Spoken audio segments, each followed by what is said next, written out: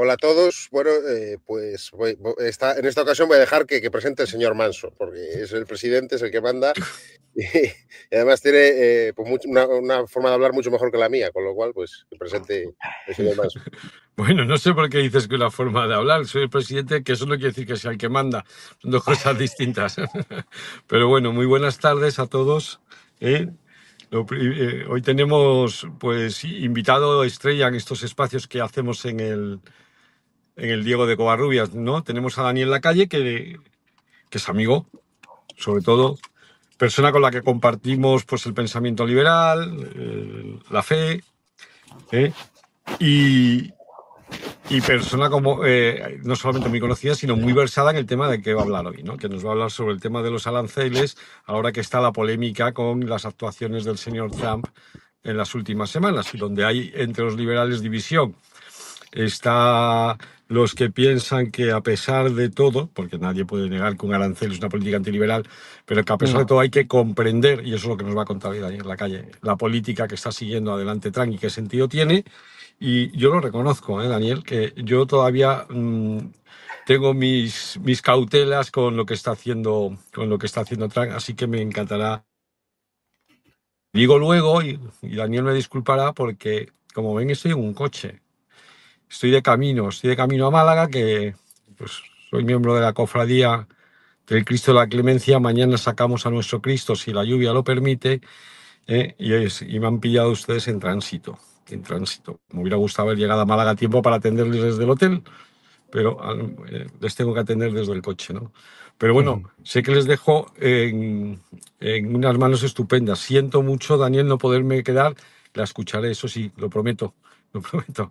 ¿De acuerdo? Porque me interesa una postura que todavía me cuesta comprender, pero me comprendo. Si tú estás en ella, está claro que interesa escuchar los argumentos. Interesa escuchar los argumentos por si estamos equivocados. ¿De acuerdo? Y les dejo con el gran Benjamín, que yo creo que no solamente es nuestro Benjamín en la junta directiva, sino que además es un animador de todos nuestros actos y un gran moderador del mismo. Venga, pues muchas gracias. Daniel, tienes la palabra.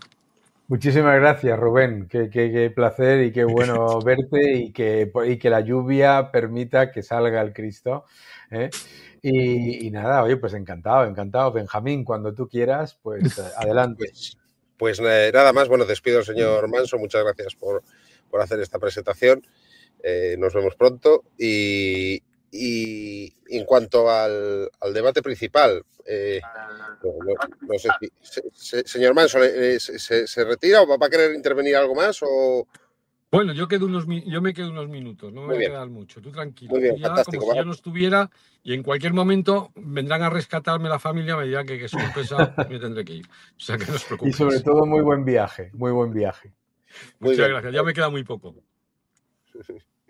Pues nada, vamos a comenzar, ¿no? Hace una semana llega el 2 de abril, el Día de la Liberación, que llamó Trump, ¿no? Que es cuando impuso una serie de aranceles que él llamó aranceles recíprocos, ¿no? Es decir, que dando a entender como que esos aranceles pues eran una forma de contestar a las restricciones comerciales que tienen los otros países con Estados Unidos, ¿no? Bueno, luego, si es verdad que hubo pues, determinados economistas, yo no sé hasta qué punto esto es cierto o no, pues eso es yo creo la primera pregunta que le quiero formular a Lacalle. Una serie de personas que dijeron, hombre, el cálculo que está haciendo Trump con esto de los aranceles, pues se basa en el déficit fiscal y no se basa realmente, digamos, en la reciprocidad, ¿no? Es decir, que realmente lo que hace Trump con estos aranceles, en un inicio estamos hablando, es tratar de compensar ese déficit fiscal que tiene con el resto del mundo en vez de realmente Comercial, ¿no? tener una reciprocidad. Bueno, señor Lacalle, ¿es esto cierto? No sé si lo ha mirado usted, si realmente se basa en déficit comercial y no en la reciprocidad. A ver, yo creo que es muy importante entender qué es lo que ha ocurrido en los últimos 24 años. Entre el año 2000 y el año 2024, lo que ha sido una tendencia que todos los liberales defendemos, que ha sido una tendencia de reducción de barreras arancelarias y de barreras al comercio. Desde el 2000 ha sido lo contrario. Hemos vivido una época de aumento constante de las barreras al comercio con un objetivo fundamental, global, que era ponerle barreras fundamentalmente a Estados Unidos, y con un objetivo es muy específico, que es una visión del comercio global, que es se puede exportar todo lo que se quiera a Estados Unidos y Estados Unidos hay que ponerle limitaciones. Y además que generase una ventaja incuestionable a una China que se veía como la gran esperanza de crecimiento, de apertura y de entrada en lo que es el orden económico y occidental y global. ¿Qué es lo que ha ocurrido? Lo que ha ocurrido es lo contrario. Entonces, es muy importante que los liberales entendamos que el cálculo de las barreras no arancelarias es completa y absolutamente legítimo. Por ejemplo, el Reino Unido tiene muy pocos aranceles y, sin embargo, es uno de los países con más barreras no arancelarias del G20, ¿de acuerdo? Si en el cálculo de las barreras comerciales quitamos las barreras no arancelarias, estamos cayendo en la trampa en la que se ha metido el mundo en las últimas décadas, que es uno, presentarse como adalides del libre comercio, mientras por el otro lado, vía administrativa, fiscal, burocrática, licencias, impuestos, regulaciones, etcétera, se imponían barreras crecientes, convirtiendo el mundo en lo que yo llamo Estados Unidos es la única casa del vecindario que tiene todas las ventanas y todas las puertas abiertas, mientras todos los demás han puesto medidas de cierre y de control y de limitación al comercio.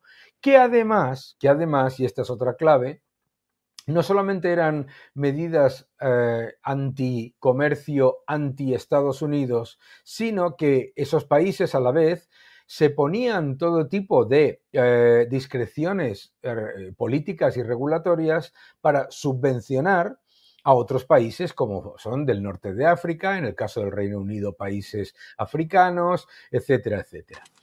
¿Qué es lo que hace la administración Trump? La administración Trump cayó en el error por culpa, yo le he hecho la culpa, pero bueno, si me permitís esa licencia, de Steve Mnuchin, de ir por el lado suave entre el 2016 y el año 2021. ¿Qué pasó entre el 2016 y el año 2021? Que mientras se hablaba suavemente de hay que levantar las barreras comerciales contra Estados Unidos y hay que llegar a un equilibrio, no un equilibrio de balanza comercial, sino un equilibrio de condiciones y de posiciones, ¿de acuerdo? ¿Qué era lo que pasó? Que se aumentaron las barreras al comercio, particularmente en la Unión Europea y en China, en el que ya se incluían otras cosas como la prohibición directa y el robo de propiedad intelectual. Por lo tanto, el debate entre economistas intelectual de decir, no, hombre, no, es que ha considerado a un país que no tiene aranceles y lo ha puesto como si tuviera aranceles. Es que las barreras no comerciales son aranceles. Esto es como el debate que existe en la economía, para los economistas que nos están viendo, de si las cotizaciones sociales son impuestos o no son impuestos. Perdóname, estaba pensando en ese ejemplo. ¿Verdad? Es que es el mismo. Entonces, Sí. no, hombre, no, es que eso no es un arancel, eso es un tributo. Mira, ¿sabes lo que te voy a decir? Y claro, eso díselo a Trump. Yo he tenido la oportunidad de verle 3 veces. Díselo a Trump, dice, se acabó.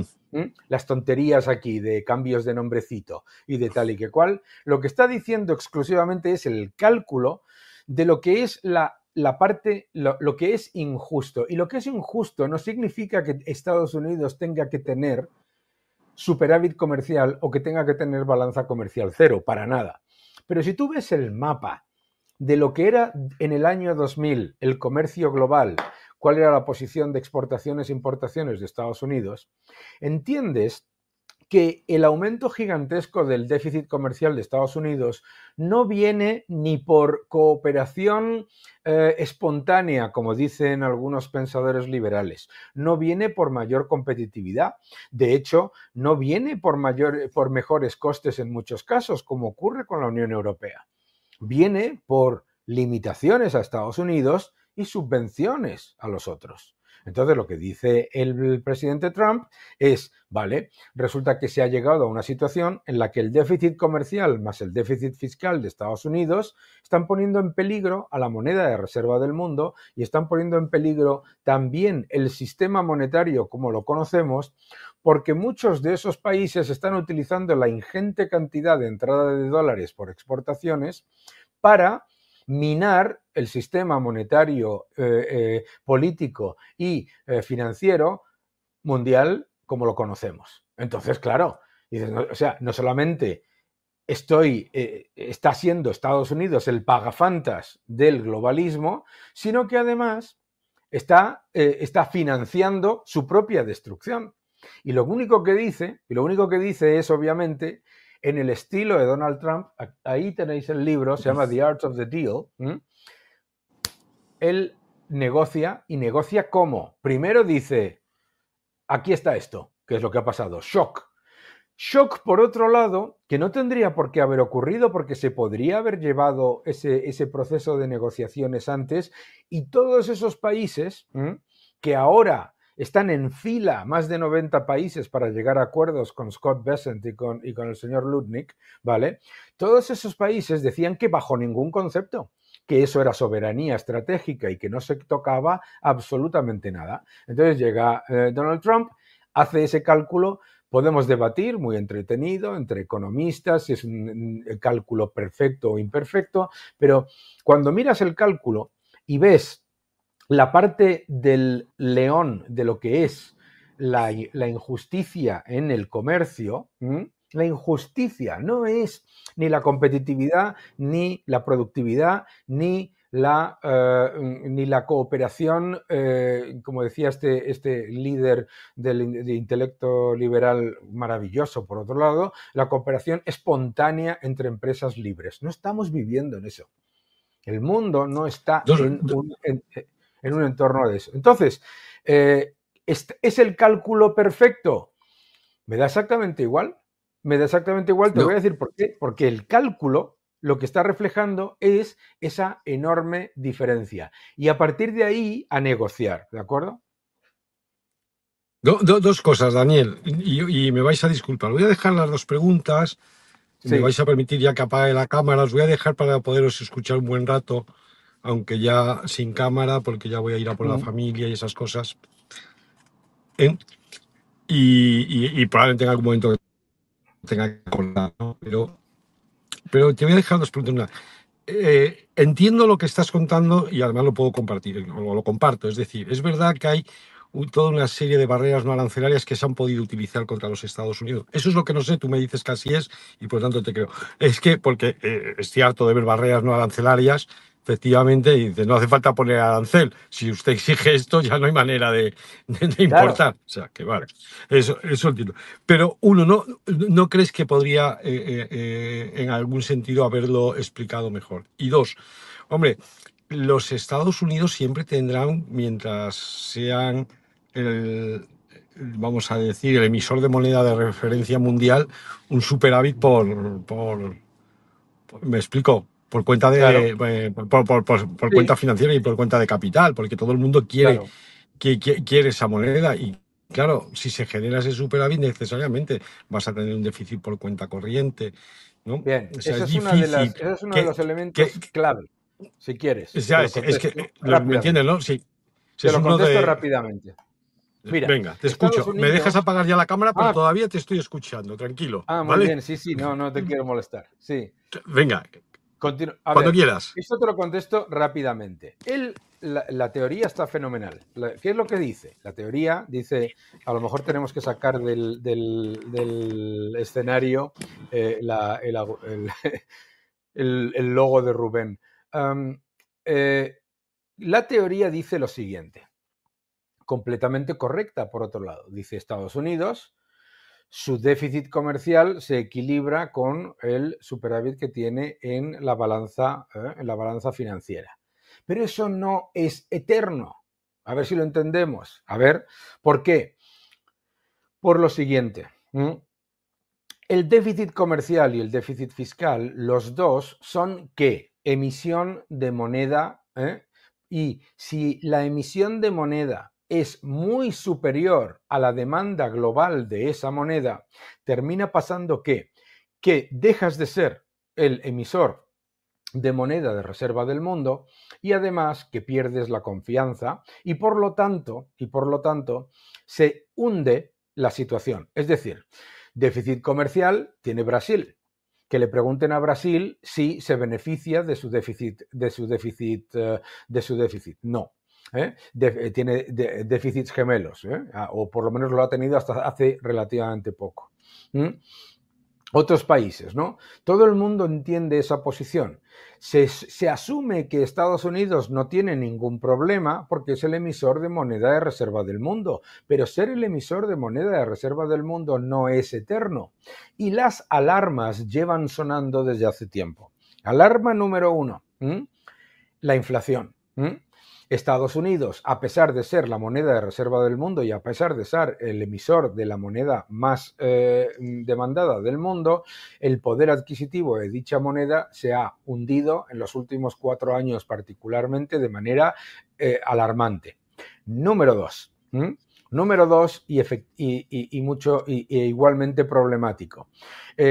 La demanda global de bonos de Estados Unidos, de la deuda de Estados Unidos, se ha ido reduciendo, ¿de acuerdo? Por lo tanto, tú no puedes tener el déficit, Estados Unidos tiene el lujo de poder tener déficit comercial, pero no cualquier déficit comercial y no todo el déficit comercial que le apetezca a una China que además, por el otro lado, ya no está comprando bonos de Estados Unidos, sino que los está vendiendo legítimamente y por parte de tantos otros países que están abandonando la moneda de reserva del mundo como el activo de su banco central para incorporar el oro, que me parece perfectamente legítimo. Entonces, Scott Bessent, que es, además de un historiador económico, un gestor de fondos y, por lo tanto, creo que pensamos de la misma manera, dice: como nosotros vayamos por el mismo camino, en los próximos años, ese déficit comercial no solamente no va a ser financiable, sino que tampoco va a ser financiable el déficit fiscal, ¿de acuerdo? Entonces, eso es lo que tenemos que entender.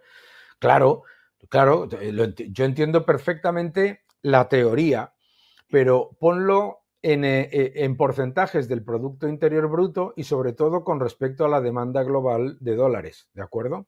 Y el riesgo es no darse cuenta de que para ser la moneda de reserva del mundo, efectivamente tienes el lujo de poder tener un pequeño un pequeño déficit fiscal y un pequeño déficit comercial, pero no un gigantesco déficit comercial y un gigantesco déficit fiscal. Porque si lo tienes gigantesco, pones en peligro tu posición como moneda de reserva del mundo. Es decir, la posición como moneda de reserva del mundo no es un derecho divino garantizado por no sé qué. Se gana y se pierde, ¿no? Y el riesgo de perderlo era ya muy evidente tanto en el límite inflacionario que he comentado como en el límite fiscal. Estados Unidos aumentaba la deuda y el Producto Interior Bruto crecía menos que el aumento de la deuda, 2 billones de dólares de déficit, 1,7 de PIB, y el tercer límite, el de los intereses. A pesar de que la Reserva Federal monetiza una parte, etcétera, etcétera, los intereses de la deuda y a pesar de que en términos reales la deuda de Estados Unidos es relativamente barata, hasta en términos reales en el 2 y pico, ¿qué es lo que pasa? Que los intereses de la deuda se disparan y ya se convierten en prácticamente $1 billón en el presupuesto. El límite inflacionario, el límite fiscal y el límite económico. Esos tres se habían sobrepasado. Si no se toman medidas no para eliminar, sino para reducir significativamente la injusticia que existe en ese déficit comercial, y la injusticia que existe también por la política fiscal en el déficit fiscal, si no se toman medidas, lo que termina pasando es que en vez de tener un pequeño revuelo en los mercados como estamos teniendo ahora, nos vamos a una depresión económica de consecuencias sin precedentes. Claro, entonces, bueno, con todo eso que está usted explicando, me gustaría saber si realmente lo que estamos viendo es un plan diseñado, ¿no? Es decir, eso que hablaba usted al principio, ¿no? Bueno, es que Trump tiene esta forma de operar, ¿no? Lo dice en su libro. Hay una cosa que ha pasado por desapercibida, yo lo he explicado en la columna de opinión que he escrito yo para OK Diario, y me parece mentira, ¿no? Que nadie, o que muy poca gente se ha dado cuenta de esto, ¿no? Y es que el 7 de abril, ¿no?, tiene una reunión en el equipo de Trump con los japoneses, ¿no? Y tras esa reunión se filtra a Bloomberg, ¿no?, a la Agencia de Noticias Internacional, que los aranceles se van a posponer 90 días, ¿no? Inmediatamente después la Casa Blanca sale desmintiendo, no, eso no va a pasar, ¿no? De hecho, en ese pequeño intervalo hay una pequeña subida de Wall Street que entonces estaba cayendo, vamos, un montón, ¿no? Y unos días después, ayer, ¿no?, o anteayer, perdón, el 9, 2 días después, sale diciendo Donald Trump, oye, 90 días, exactamente esto que filtró Bloomberg y que la Casa Blanca desmintió inmediatamente. Puede ser que ese plan, ¿no?, que tenía Trump en un determinado momento se filtrara, ¿no?, pero que esa intención de posponer 90 días ya estaba pensada desde hacía, pues por lo menos esos 2 días que fue cuando se filtró esto. No sé qué opina usted, señor Lacalle. Completamente. Y lo que fue una irresponsabilidad fue por parte de Bloomberg filtrar eso. ¿Por qué? Porque el objetivo de negociar, cualquier persona, yo el otro día tenía una conferencia con una empresa que no entendía todo esto y ya, como no sabía ya cómo explicarlo, les decía, mira, Donald Trump negocia exactamente igual que vosotros, la empresa, con vuestros suministradores. Ahora, imagínate que tras una reunión con Japón, dice los medios y lo reconoce la administración que van a dar una moratoria de 90 días. ¿Qué es lo que hacen los otros 90 países que están esperando para negociar? Dicen, pues no negocio. Es que es del libro, es que yo todavía no puedo entender que la gente no entienda cómo se negocia. Entonces, primero exiges, que es lo que hizo, pones la tabla, exiges y dices, exigencia de máximos. Shock total. Shock total con países que 3 semanas antes repetían una y otra vez, nosotros no tenemos nada que negociar, nosotros somos muy de libre comercio, somos muy guays, somos lo mejor, bla, bla, bla, bla, no sé qué. Shock. Con el shock aparecen 40 países inmediatamente diciendo, espérate un momento, vamos a sentarnos a negociar. No es suficiente. Aparecen 75, no es suficiente. Aparecen 90, claro, tienen que aparecer, de hecho, han aparecido todos. Lo que hizo Bloomberg es una irresponsabilidad, porque si ante la evidencia de Japón, que se supone que es uno de los negociadores más duros, ¿no?, o al menos uno de los poquitos que tiene alguna carta, debo reconocer, vas y dices que vas a darle 90 días de moratoria, resulta que todos los otros van a decir, pues entonces no negociamos nada, porque como aquí no va a pasar nada, ¿entiendes? Es que no querer entender cómo es un proceso de negociación, y claro que la administración Trump tiene que ponerse dura. Y tiene que ponerse dura porque la otra pregunta que me decía Rubén es, hombre, lo podía haber hecho de otra manera. Pues a mí me tienen que explicar cómo. Porque la administración Obama, que también puso un montón de aranceles, la administración Biden, etcétera, tal cual, y la propia administración de Trump con Tillerson y Mnuchin, han agotado la paciencia hasta niveles de límite total. Y claro, como te pongas con un agente económico como la Unión Europea a negociar de suave, Pues ya ves, una Unión Europea que para llegar a un acuerdo en la crisis del 2011 tardó 3 años, se atacaba la legislatura y no se ha conseguido nada. Y resulta que en ese periodo, nos guste o no nos gustan las formas, me aburro, no me importa un carajo hablar de las formas, porque a mí las formas que me molestan son las de von der Leyen, a mí las formas que me molestan son las de Abe, a mí las formas que me molestan son las de Trudeau. Entonces, me olvido de las formas, ¿eh? Lo que tenemos que ser conscientes es que aquí lo que ha dicho la administración Trump es: aquí o se equilibra la balanza en cuanto a condiciones, no en cuanto a resultado. O se equilibra la balanza o se paga. Hay 2 opciones para los países de la lista: o negocias o pierdes. Fíjate que bien lo ha entendido. Yo estoy sorprendido. Si a mí me llegas a decir cuando empieza esto que iban a ser la señora Sheinbaum y el señor Starmer los que lo iban a entender mejor, pues que son personas con las que tengo una diferencia ideológica del 100%, probablemente, ¿de acuerdo? Me hubiera sorprendido. Entonces, han entendido perfectamente que esto es una negociación y han sido, obviamente, los que están haciendo las cosas que están saliendo mejor para ellos, para sus empresas y para las de Estados Unidos también.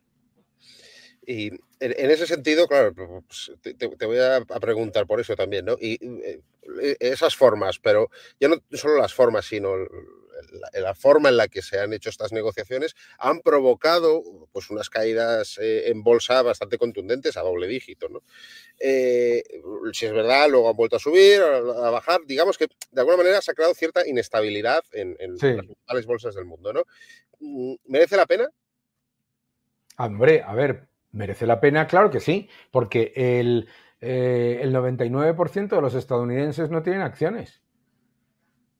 El 99% de los estadounidenses, el 99% no, el 100%, han estado demolidos por la política que ha creado la verdadera inestabilidad. A mí lo que me enfada profundamente como operador de mercado y como economista es el silencio abyecto que ha tenido la comunidad financiera y los economistas de consenso ante la aberración que hemos vivido en los últimos años, particularmente en los últimos 5. Eso es lo que a mí me molesta. A mí no me... Estoy convencido que los ciudadanos que han visto que han corregido las bolsas, la inmensa mayoría deberían estar tranquilos sabiendo que los fundamentales son potentes y que todo eso. Pero deberían haber estado muy preocupados cuando todo el consenso aplaudía hasta sangrarles las manos. Y esa misma gente que ahora está muy indignada... era la que dijo que había que imprimir todo lo que hubiese que imprimir en el año 2020 y aumentar masivamente el gasto público. Es la que dijo que no había ningún riesgo de inflación y crearon la inflación disparando el gasto público y la cantidad de dinero. Es la misma gente que ha estado diciéndole a la gente que la inflación está bajo control y que hay que bajar mucho los tipos y aumentar la cantidad de dinero, mientras había elecciones en Estados Unidos y le favorecía al incumbente. Me parece profundamente hipócrita por parte de los operadores, de algunos operadores de mercado, de repente llevarse las manos a la cabeza por una corrección después de años de inflacionismo. ¿Cuál es el problema? ¿Cuál es el problema? Pues sí, ha habido una corrección y los mercados que están y los operadores, es que llevamos 2 generaciones de operadores de mercado que solamente han visto políticas expansivas. Los gobiernos a gastar, los gobiernos a endeudarse, muchos más impuestos, un aumento constante del intervencionismo, los bancos centrales inyectando liquidez, que es imprimir dinero, bajando los tipos, tal. Y entonces, cuando aparece un shock de este tipo, entra lo que se llama, yo lo llamo el tariff tantrum, ¿no? La rabieta de los aranceles. Bueno, pero la realidad de la economía es otra cosa. Y la realidad de la economía es que los que están asfixiados son los ciudadanos a los que se les ha hundido el poder adquisitivo con una inflación hecha por diseño. Los que están asfixiados son los ciudadanos de un país al que le han dicho que no puede tener actividad industrial y que es un país de consumidores y no de productores. Pero es que Estados Unidos no es un país de consumidores y no de productores por una fatalidad del destino, es por diseño. Es que se ha hundido a la industria con esa política que yo comentaba antes, en la que se estaba constantemente beneficiando a otros países que después encima no están unidos a nuestro mismo sistema de valores y de sistema económico, sino el contrario. Entonces, la cosa ha cambiado mucho. En ese sentido, vamos a hablar ahora, yo creo, del otro lado, ¿no? Que es China, ¿no? Es evidente que la estrategia que tiene Trump con China es diferente a la que hemos estado hablando hasta ahora, ¿no? Porque a él no le ha pospuesto los aranceles. Pero me gustaría que me explicara un poco, ¿no? Este contexto que gira en torno a la estrategia con China. Pero y también, sí, porque es una cosa que yo creo que se está hablando mucho y me gustaría saber hasta qué punto esto es cierto, ¿no? ¿China puede hacerle daño a Estados Unidos a través del mercado de la deuda? O sea, ¿tiene realmente capacidad China de vender deuda y digamos, afectar a la economía pública de Estados Unidos? ¿O esto es una cosa que se está exagerando mucho, ¿no? Ahora. Bueno, esto es uno de los mayores mitos del debate económico que existe. China no solamente no es el mayor tenedor de bonos del Estado de Estados Unidos, sino que ni siquiera es el mayor tenedor de bonos del Estado de Estados Unidos extranjero, que es Japón, ¿de acuerdo? China tiene 706.000 millones, creo que son, de bonos del Estado de Estados Unidos. 706.000 millones, con todos mis respetos, los absorbe el mercado en menos de un día. Fíjate que están diciendo que se está desplomando la deuda de Estados Unidos. Ha subido la rentabilidad exigida del bono a 10 años al 4,5%, pero si estaba al 5% hace nada. Cuando decían que todo iba fenomenal y que Biden era lo mejor después de el pan de molde y que Kamala Harris nos iba a regalar alegría. Estamos viviendo un nivel de propaganda muy parecido, por otro lado, al que se utilizó con Liz Truss, al que se le echó la culpa de la subida de la rentabilidad de los bonos, que no tenía absolutamente nada que ver con su plan económico y todo que ver con el hecho de que los bancos centrales habían dicho durante meses y meses y meses que la inflación era transitoria y de repente se dieron cuenta, no, y de repente dijeron, ay, es que no es transitoria, ¿sabes? Pero me da exactamente igual, ¿entiendes? Me da exactamente igual que ya va tocando que esas dos generaciones de traders y de inversores, entre comillas, que están acostumbrados a que lo único que pasa en la economía es más gasto público, más deuda, más impuestos y más Estado, y que lo han aplaudido y que lo han perpetuado y que lo han acelerado a través de Davos, etcétera, etcétera, pues lo siento, ¿sabes? Mala suerte.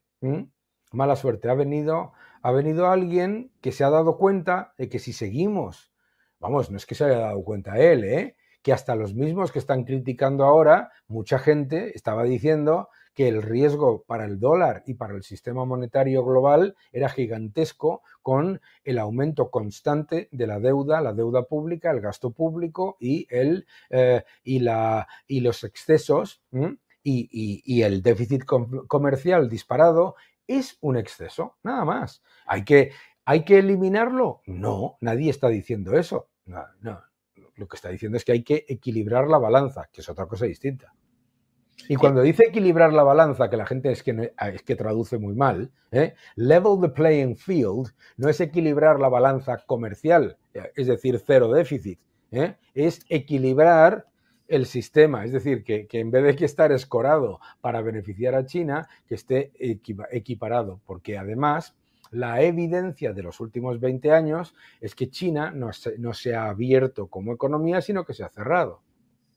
Entonces, ¿cuál es la estrategia que está siguiendo Trump con China, ¿no? Porque parece que lo único que está pasando es que cada vez, pues como que cada uno se está imponiendo más aranceles en uno al otro, sin ningún punto en común.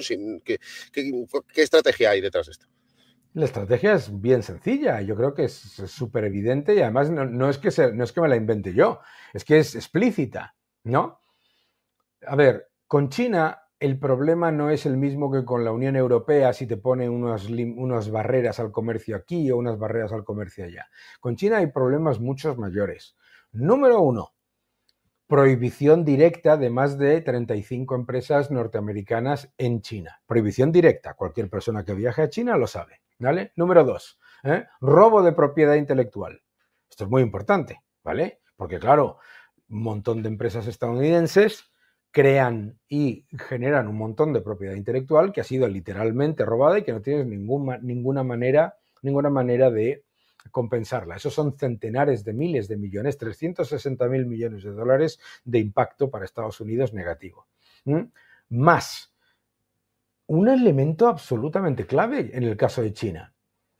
A China se le han dado todos los privilegios para comerciar libremente con todo el mundo, mientras ellos en China mantenían todas las barreras comerciales. Es el 6º país con más barreras comerciales del mundo.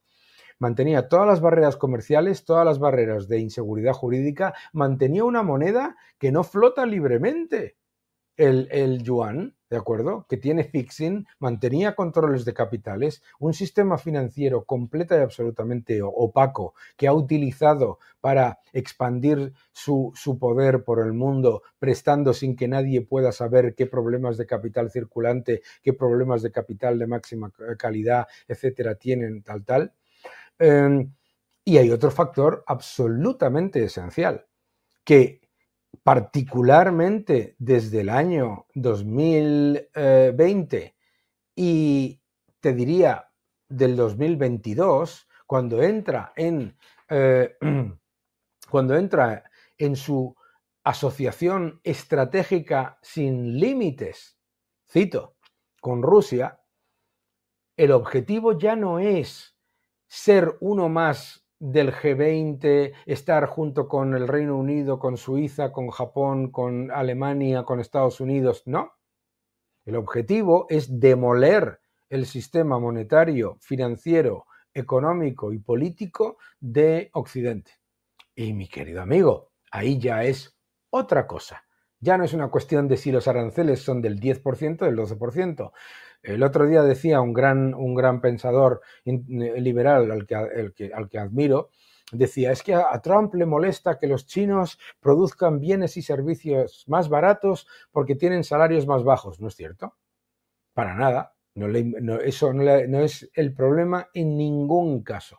El problema es prohibición, robo y además robo de propiedad intelectual y además utilización del sistema comercial para dinamitar al sistema financiero, económico, político y monetario. Y entonces entiendo que tampoco, bueno, antes de nada, dos puntualizaciones. Una, si alguien quiere hacer alguna que hagan pregunta. todas las preguntas. Y todas las preguntas y todas las críticas que quieran. Todo lo que quieran. Críticas, aquí no hay malas preguntas, sino malas respuestas. Si alguien quiere hacer alguna pregunta, pues vamos, voy a dejar un poco de tiempo para ello y que las vayan comentando ya, porque luego no va a dar tiempo. Y nada, que se me ha pasado decirlo, pero Rubén sí que se ha despedido, me mandó un mensaje por WhatsApp despidiéndose y que nos ha estado escuchando con atención. Bueno, entiendo entonces que tu opinión sobre lo que está haciendo Pedro Sánchez ahora mismo no es buena, ¿no? O sea, se ha ido a China, ha estado en Vietnam, ha hecho una ofrenda floral a un dictador comunista y ahora, bueno, pues ha estado reuniéndose con Xi Jinping y haciendo, digamos, un acercamiento hacia China en todo este momento en el que está habiendo estas tensiones entre Estados Unidos, que se presupone que es nuestro socio, ¿no? Nuestro principal socio, al menos entre estos dos bloques, ¿no?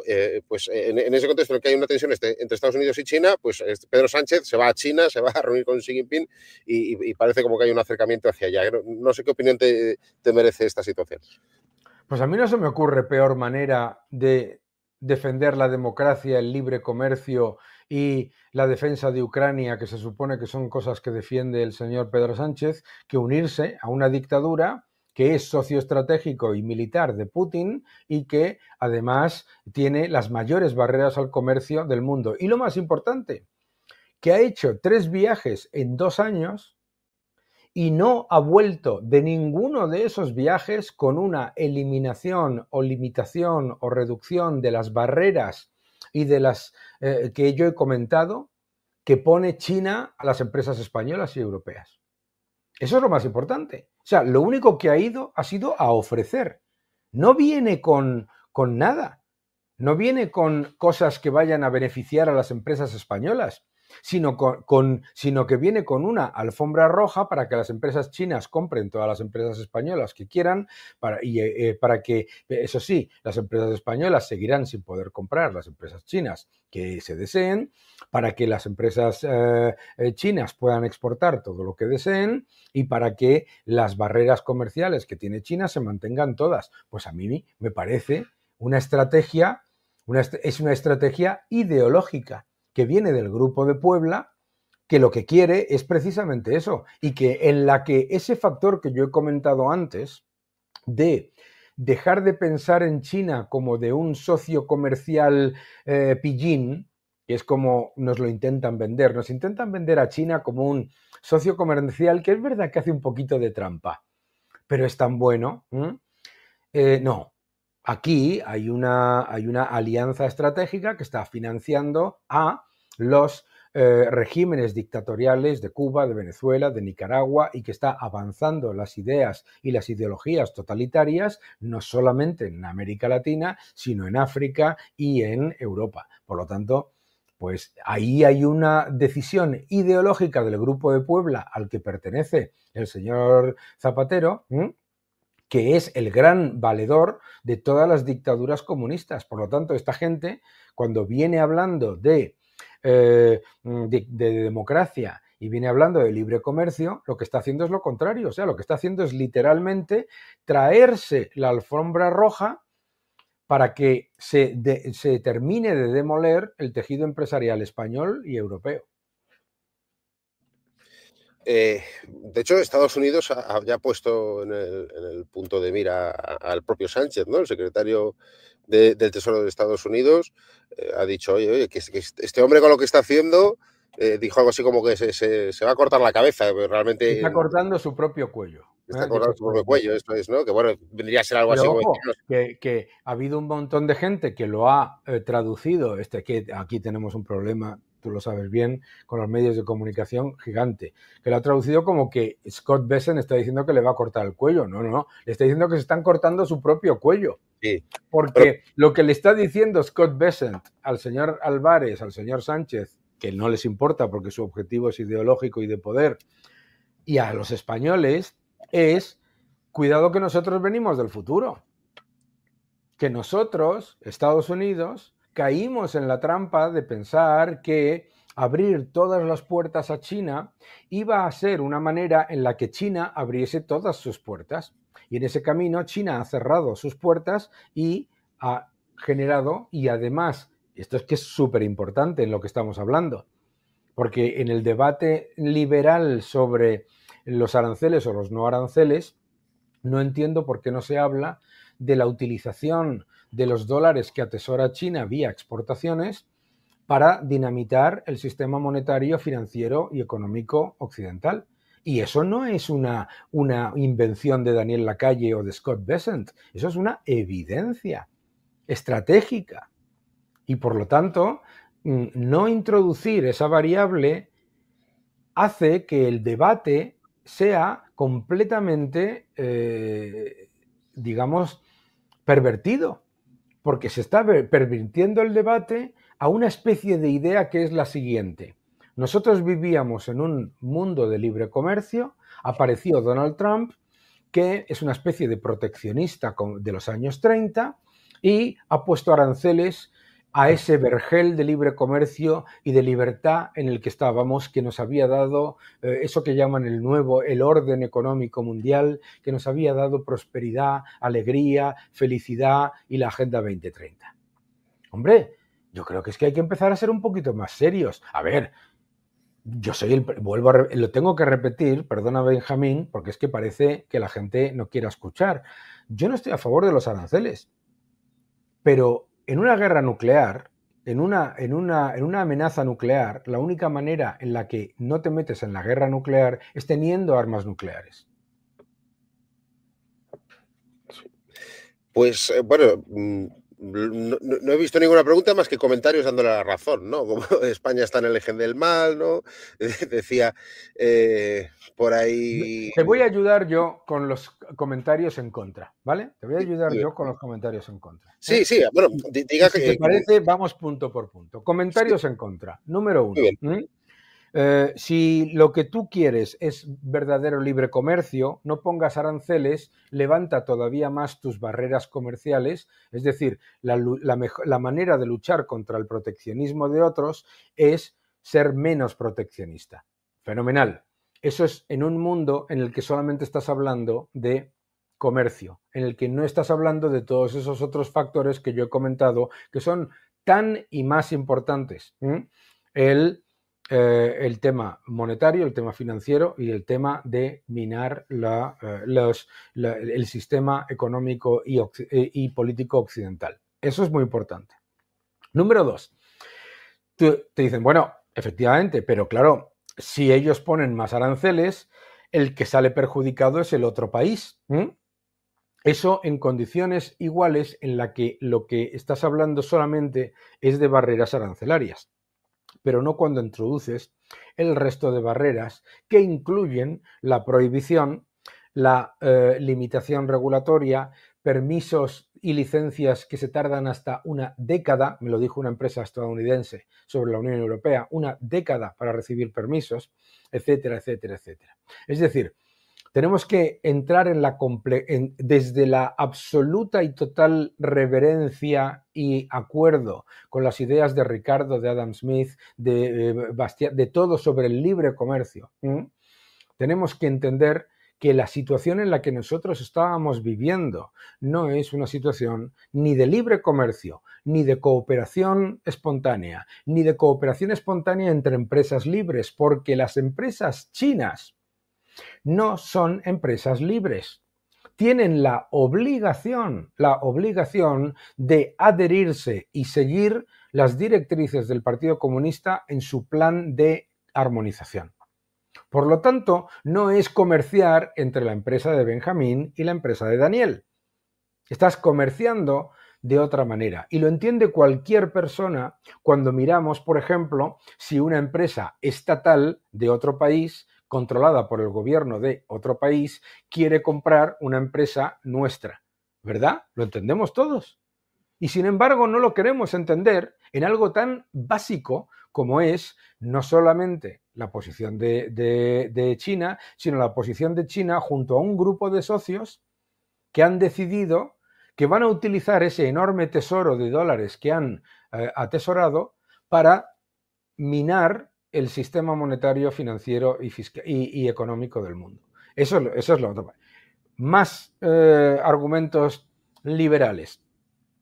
Si otro país tiene mayores exportaciones para el mismo producto contigo, olvídate de producirlo tú, no pasa nada, que te exporte todo lo que necesites y tú dedícate a producir aquello en lo que seas mejor y generes mayor valor añadido. Eso está muy bien, hasta que te viene el COVID. ¿Entiendes? Eso lo entendemos todos. Eso no significa que dejes de comprar a ese país. Pero no puede ser que, y lo entendemos todos, lo hemos entendido todos con la dependencia del gas ruso, con etcétera, etcétera. Lo entendemos todos. Que tú no tienes por qué tener superávit comercial, pero no puedes tener un déficit comercial del 100% en toda tu cadena de suministros. Es una locura estratégica económica que además, en la mínima, te hunden. Siguiente mensaje. El déficit comercial no importa. No importa, no te tienes que preocupar por el déficit comercial, porque como el déficit comercial se cubre con la balanza que está aceptando tus dólares al mundo, tú te estás beneficiando de recibir productos más baratos y a la vez estás financiando tu deuda. No. por lo que decía antes. Eso ocurre hasta que traspasas el límite fiscal, el límite económico y el límite inflacionario y te cargas la moneda de reserva del mundo. Lo sabe el Reino Unido con la libra cuando lo perdió su posición. Y es muy importante entender todos esos factores, sin quitar que lo que todos debemos defender es lo que defiende Elon Musk y lo que defiendo yo y lo que defiende cualquier liberal, que es barreras comerciales, arancelarias y no arancelarias, cero. ¿Vale? Bien, pues resulta que eso es lo que quiere la administración Trump. Pero como la administración Trump resulta que no es tonta y sabe que las barreras arancelarias y no arancelarias que ponen países como la Unión Europea y como China no son por cuestiones de, uy, qué casualidad, uy, no nos habíamos dado cuenta, sino que tienen un objetivo estratégico, que es aquí no entran los estadounidenses, ¿de acuerdo? Entonces, no puedes negociar desde vamos a sentarnos y hablar. Igual que en una escalada nuclear, no te puedes sentar con el oponente diciendo, tengo un palito, vamos a negociar. Tienes que ir con armas nucleares. Hay una pregunta, y yo creo que ya con esta vamos a finalizar, para no molestarle más, señor Lacalle. Bueno, pone Felipe VI, es un habitual por estos sitios, pero le aseguro que no es el rey. ¿Podría comentar algo, Daniel, sobre los efectos de la relocalización industrial en Estados Unidos, su alcance y su delay temporal en resultados? Sí. A ver, el objetivo no, obviamente, nadie es tonto. La gente es que además trata a los gobernantes estadounidenses como si fueran todos tontos. Nadie es tonto. Obviamente no ocurre de un día para otro, ¿de acuerdo? Pero es muy importante, no relocalización industrial, sino reingeniería industrial, no, sino recarga industrial. Te voy a explicar qué es. No se trata de que una fábrica que es mucho más competitiva, que es mucho más potente y que lo hace mucho mejor, se venga a Estados Unidos y no sea competitiva. No se trata de eso. Se trata de que las fábricas, las empresas estadounidenses que son competitivas, que tienen capacidad y que lo pueden hacer, no tengan barreras y piedras en las ruedas puestas por los otros. Es decir, la industria del automóvil estadounidense no tiene el más mínimo problema en competir con la industria del automóvil de Japón y la de Corea y la de la Unión Europea. Ninguno. Pero déjales. Que luego la gente prefiere los coches coreanos, estupendo. Que la gente prefiere los coches japoneses, no hay problema. Pero que exista la posibilidad. El problema es cuando tú lo que estás haciendo no se está buscando, en algunos casos sí, relocalización. En algunos casos sí, ¿por qué? Porque no es una cuestión de coste. Por ejemplo, cualquier persona puede entender que fabricar zapatillas en Vietnam es más barato que fabricarlas en Wisconsin. ¡Ojo! No tanto.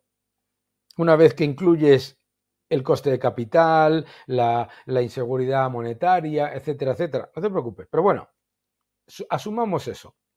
No se trata de eso. Se trata de cuando tú no solamente estás sufriendo un efecto negativo en empresas que pueden competir perfectamente, sino que las empresas que te están inundando tu mercado tienen costes más altos. Es decir, que el consumidor norteamericano no se ha estado beneficiando de mayores y mejores y productos más baratos, sino de productos igualmente caros o más caros y además tampoco necesariamente mejores, simplemente por una injusticia de barreras por un lado y por el otro. Pues nada más, señor Lacalle, le agradezco muchísimo que haya atendido al Centro Diego de Covarrubias, le emplazo a que vuelva en otras ocasiones, ya sabe que esta es su casa Y nada más, bueno, pues esperemos las noticias que sigan saliendo, ¿no? Que aquí esto es una cosa que cada día cambia completamente el panorama. Desde luego los que nos dedicamos al periodismo económico, pues estamos sin dormir esta semana. Y nada más, bueno, pues muchas gracias a los que nos han visto, gracias Felipe Sesto, y en otra ocasión nos vemos. Hasta luego. Muchas gracias y muchas gracias por defender la libertad y la fe, que en esta época es muy importante. Que Muchas Dios os gracias, bendiga a todos y nunca apostéis contra América.